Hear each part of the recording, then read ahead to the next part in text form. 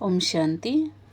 आज हम सुनेंगे बाबा के साकार महावाक्य 30 नवंबर के, जिनका सार है मीठे बच्चे, सन सोच फादर, मनमत को छोड़ श्रीमत पर चलो, तब बाप का शो कर सकेंगे।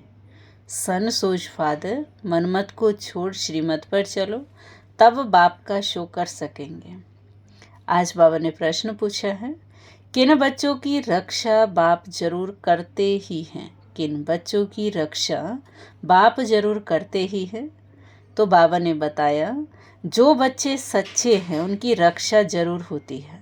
अगर रक्षा नहीं होती तो अंदर में जरूर कोई ना कोई झूठ होगा।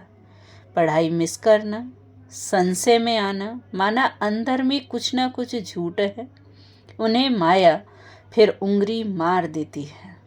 लेकिन जो बाबा के सच्चे दिल वाले बच्चे हैं, बाबा उनको मदद ज़रूर देता है।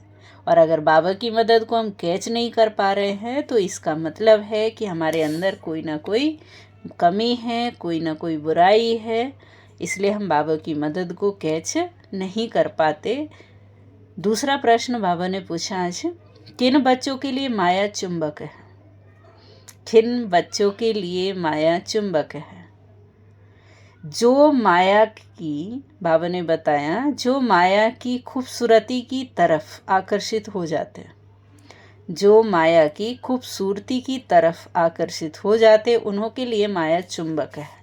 श्रीमत पर चलने वाले बच्चे आकर्षित नहीं होंगे। ओम शांति। रूहानी बाप बैठ रूहानी बच्चों को समझाते हैं, यह तो बच्चों ने निश्चय किया है कि रूहानी बाप हम रूहानी बच्चों को पढ़ाते हैं, जिसके लिए ही गायन है, आत्माएं परमात्मा अलग रहे बहुकाल। मूल वतन में अलग नहीं रहते, वहाँ तो सब इकट्ठे रहते हैं। अलग रहते हैं तो जरूर आत्माएं वहाँ से बिछुड़ती हैं, आकर के अपना अपना पाठ बजाती हैं। सतो प्रधान से उतरते उतरते तमो प्रधान बनती है। बुलाते हैं, पतित पावन आकर हमको पावन बनाओ। बाप भी कहते हम हर 5000 वर्ष के बाद आते हैं। ये सृष्टि का चक्र ही 5000 वर्ष का है, आगे तुम यह नहीं जानते थे। शिव बाबा समझाते हैं तो जरूर कोई तन द्वारा समझाएंगे, ऊपर से कोई आवाज़ तो नहीं करते। शक्ति व प्रेरणा आदि की भी बात नहीं है। तुम आत्मा शरीर में आकर वार्तालाप करती हो, वैसे बाप भी कहते हैं मैं भी शरीर के द्वारा डायरेक्शन देता हूँ। बाप भी कहते हैं कि मैं भी शरीर के द्वारा डायरेक्शन देता हूँ, फिर उस पर जो जितना चलते हैं अपना ही कल्याण करते हैं। श्रीमत पर चलें व ना चलें, टीचर का सुने व ना सुने, अपने लिए ही कल्याण व अकल्याण करते हैं। नहीं पढ़ेंगे तो फेल जरूर होंगे। यह भी समझाते हैं, शिव बाबा से सीखकर फिर औरों को भी सिखाना है। फादर सोच सन, जिस्मानी फादर की बात नहीं है, ये है रूहानी बाप। यह भी तुम समझते हो, जितना हम श्रीमत पर चलेंगे उतना वर्षा पाएंगे। पूरा चलने वाले ऊंच पद पाएंगे, नहीं चलने वाले ऊंच पद नहीं पाएंगे। बाप तो कहते हैं मुझे याद करो तो तुम्हारे पाप कट जाए। रावण राज में तुम्हारे पर पाप तो बहुत चढ़े हुए हैं। विकार में जाने से ही पाप आत्मा बनते हैं। पुण्य आत्मा और पाप आत्मा जरूर होते हैं। पुण्य आत्मा के आगे पाप आत्माएं जाकर माथा टेकती हैं। मनुष्यों को यह पता नहीं है कि देवताएं जो पुण्य आत्मा हैं वही फिर पुनर्जन्म में आते हैं, और आते आते जो पुण्य आत्माएं थी वही पुनर्जन्म लेती हैं, और पुनर्जन्म में आते आते पाप आत्मा बन जाते हैं। वह तो समझते यह तो सदैव पुण्य आत्मा है। बाप समझाते हैं पुनर्जन्म लेते लेते सतो प्रधान से तमो प्रधान तक आते हैं। जब बिल्कुल पाप आत्मा बन जाते हैं तो फिर बाप को बुलाते हैं। जब पुण्य आत्मा है तो याद करने की दरकार नहीं रहती। तो ये तुम बच्चों को समझना है, सर्विस करनी है और फिर समझाना है। बाप तो नहीं जाकर सबको सुनाएंगे। बच्चे सर्विस करने लायक हैं तो बच्चों को ही जाना चाहिए। मनुष्य तो दिन प्रतिदिन असुर बनते जाते हैं। मनुष्य तो दिन प्रतिदिन असुर बनते। पहचान न होने के कारण बकवास करने में भी देरी नहीं करते। मनुष्य कहते हैं गीता का भगवान श्री कृष्ण है, तुम समझाते हो वह तो देहधारी है, उनको देवता कहा जाता है। श्री कृष्ण को बाप नहीं कहेंगे, यह तो श्री कृष्ण को सब बाप नहीं कहेंगे, यह तो सब फादर को याद करते हैं। आत्माओं का फादर तो दूसरा कोई होता नहीं है। यह प्रजापिता ब्रह्मा भी कहते हैं कि निराकार फादर को याद करना है, यह कॉर्पोरियल फादर हो जाता है। ये ब्रह्मा बाबा भी साकार में हो जाते हैं। ब्रह्मा बाबा भी क्या कहते हैं कि निराकार को याद करो, क्योंकि निराकार आत्माओं का पिता एक ही परम पिता परमात्मा है, जिसका नाम शिव है, जिसको हम प्यार से कहते हैं बाबा। समझाया तो बहुत जाता है, कई पूरा न समझकर उल्टा रास्ता ले जंगल में जाकर पड़ते हैं। बाप तो रास्ता बताते हैं स्वर्ग में जाने का, फिर भी जंगल की तरफ चले जाते हैं। बाप समझाते तुमको जंगल तरफ ले जाने वाला है रावण, तुम माया से हार खाते हो, रास्ता भूल जाते हो तो फिर उस जंगल के कांटे बन जाते हो। वह फिर स्वर्ग में देरी से आएंगे। यहाँ तुम आए हो स्वर्ग में जाने का पुरुषार्थ करने। त्रेता को भी स्वर्ग नहीं कहेंगे, 25% कम हुआ ना। तुम यहाँ आए ही हो पुरानी दुनिया छोड़ नई दुनिया में जाने। त्रेता को नई दुनिया नहीं कहेंगे, नापास होकर वहाँ चले जाते हैं, क्योंकि रास्ता ठीक नहीं पकड़ते। बाबा कह रहे थे त्रेता को स्वर्ग नहीं कहेंगे, 25% कम होता है। यहाँ तुम आए ही हो पुरानी दुनिया छोड़ नई दुनिया में जाने।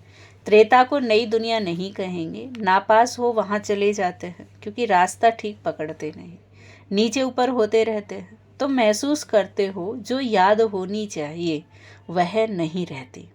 स्वर्गवासी जो बनते हैं उनको कहेंगे अच्छे पास, त्रेता वाले नापास में गिने जाते हैं। तुम नरकवासी से स्वर्गवासी बनते हो, नहीं तो फिर नापास कहा जाता है।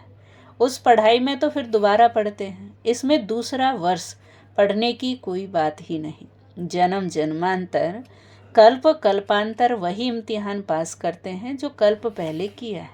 इस ड्रामा के राज को अच्छी रीति समझना चाहिए। कई समझते हम चल नहीं सकते, बूढ़ा है तो उनको हाथ से पकड़कर चलाओ तो चलेंगे, नहीं तो गिर पड़ेंगे।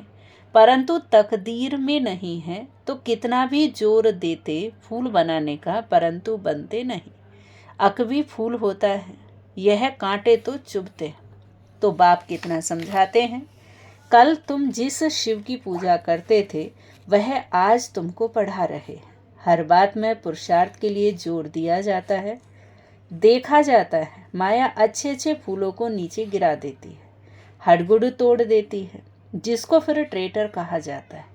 जो एक राजधानी छोड़ दूसरे में चला जाता है उनको ट्रेटर कहा जाता है। बाप भी कहते मेरे बनकर फिर माया का बन जाते हैं तो उनको भी ट्रेटर कहा जाता है। उनकी चलन ही ऐसी हो जाती है, जो बाप माया से छुड़ाने आए हैं लेकिन बाप का भी कहना नहीं मानते।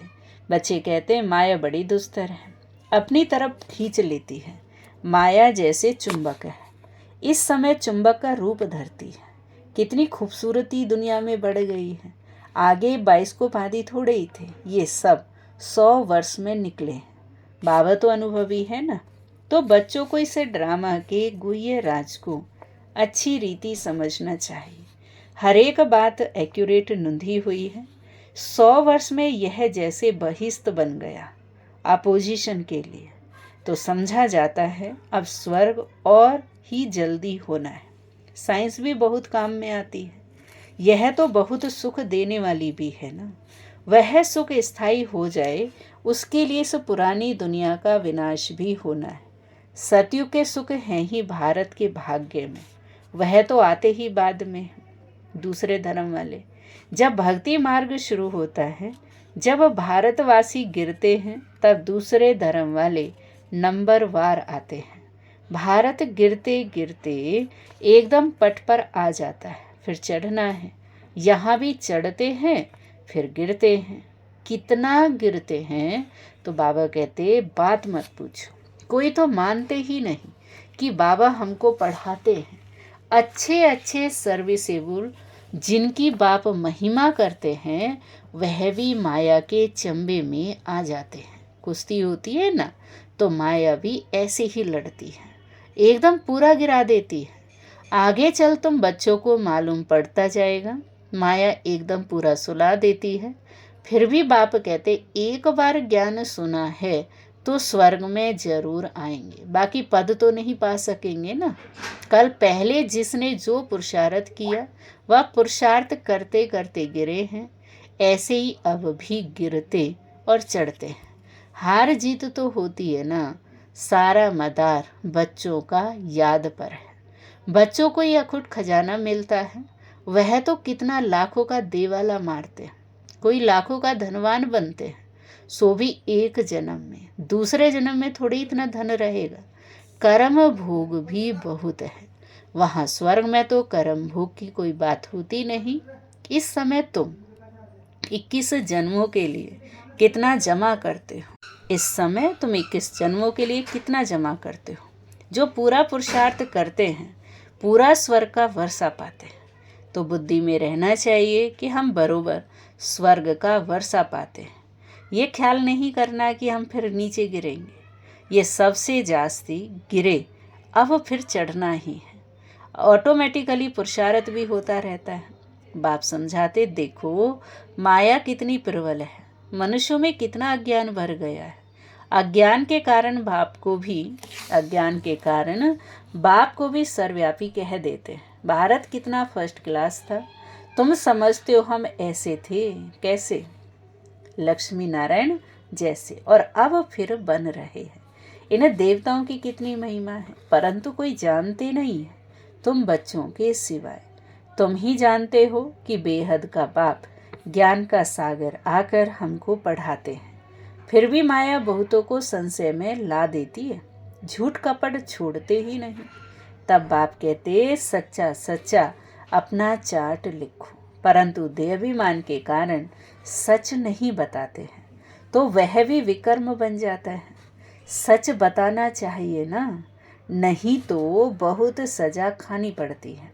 गर्भ जेल में भी बहुत सजा मिलती है। कहते हैं ना तोबा तोबा, अब हम फिर ऐसा काम नहीं करेंगे। जैसे किसको मार मिलती है तो भी ऐसे ही माफ़ी मांगते हैं, सज़ा मिलने पर भी ऐसे करते हैं, सज़ा मिलने पर भी ऐसे करते हैं।